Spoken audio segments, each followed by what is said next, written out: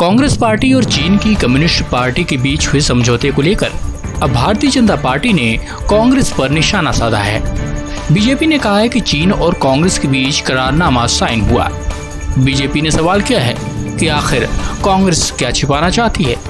BJP प्रवक्ता संबित पात्रा ने कहा कि कांग्रेस और चीन के बीच समझौते को लेकर सीजेआई भी हैरान है।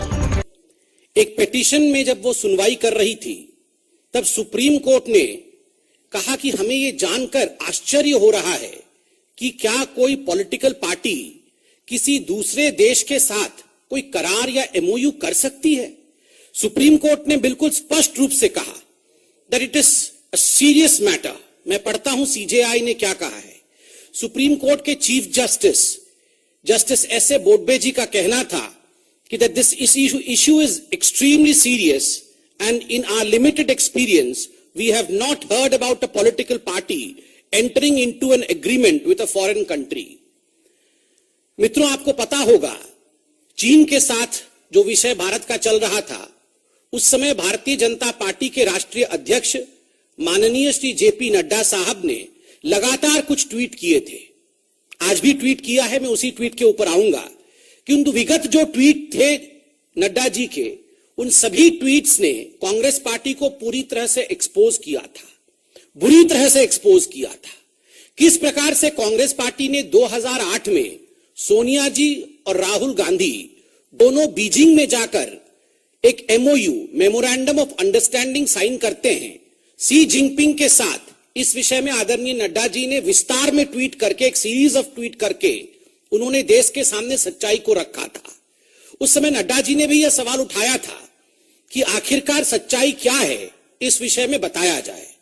और जो सीरीज ऑफ ट्वीट्स था उसमें माननीय राष्ट्रीय अध्यक्ष ने जो सवाल पूछे थे वो भी मैं आज पूछना चाहूंगा। आपको याद होगा 7 अगस्त 2008 का वो दिन जब बीजिंग में मां बेटे सोनिया जी और राहुल जी दोनों जाते हैं और एक बहुत महत्वपूर्ण करार साइन होता है कांग्रेस पार्टी और CPC the Chinese communist party के बीच में। देखिए, वहां पर सरकार और पार्टी एक ही है, वहां किसी प्रकार की पार्थक्यता नहीं है, वहां किसी प्रकार का अलगाव नहीं है, एक ही पार्टी है और उसी की सरकार है।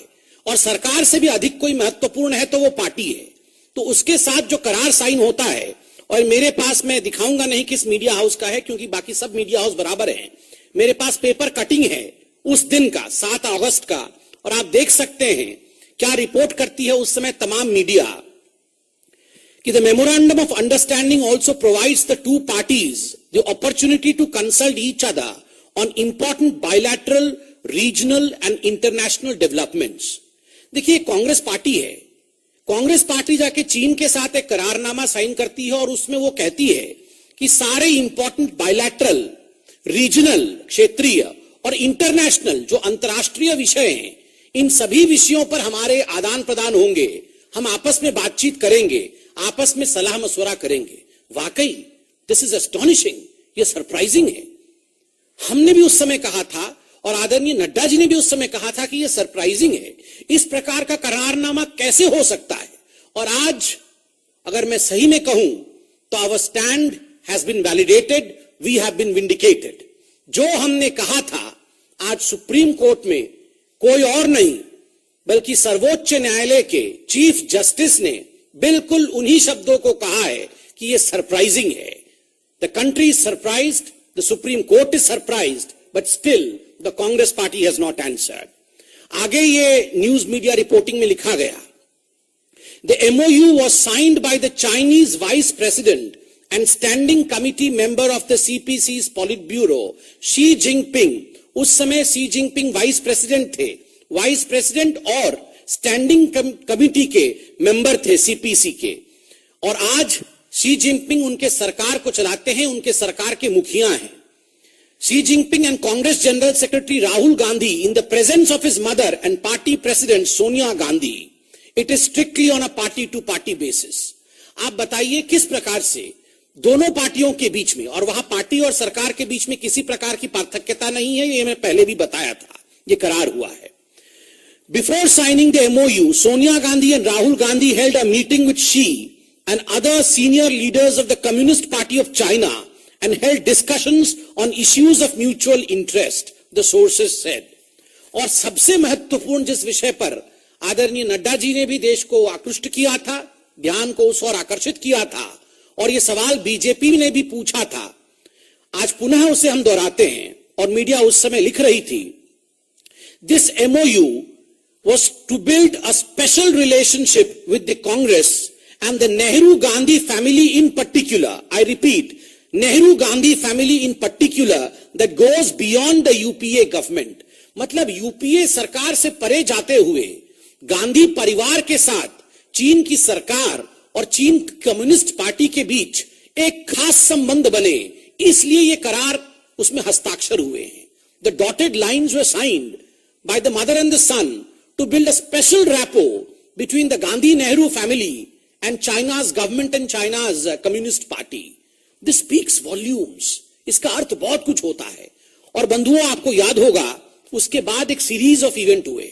उसके बाद जो बीजिंग में ओलंपिक हुआ, किस प्रकार ओलंपिक में देश के, हमारे देश के प्रधानमंत्री तो नहीं गए, मगर सोनिया जी गई. सोनिया जी वीवीआईपी बन के गई, उन्हें बुलाया गया इस करार के पश्चात.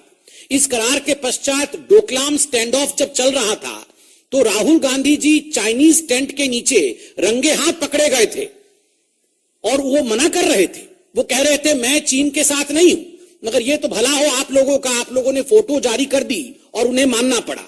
और लगातार तब से लेकर आज नड्डा जी ने जो स्पेशल विषय कहा है उस अपने ट्वीट में, कि जो राजीव गांधी फाउंडेशन को डोनेशन आया, उस डोनेशन के आने के पश्चात जिस प्रकार से वाणिज्य को लेकर बहुत परिवर्तन यूपीए की सरकार में किया गया और लगभग 33% का एक ट्रेड डेफिसिट डेवलप हुआ हिंदुस्तान में राजीव गांधी फाउंडेशन में पैसा आने के पश्चात, और 2014 तक जब तक यूपीए की सरकार थी, ये सब कुछ कहीं ना कहीं जुड़ा हुआ नजर आ रहा है.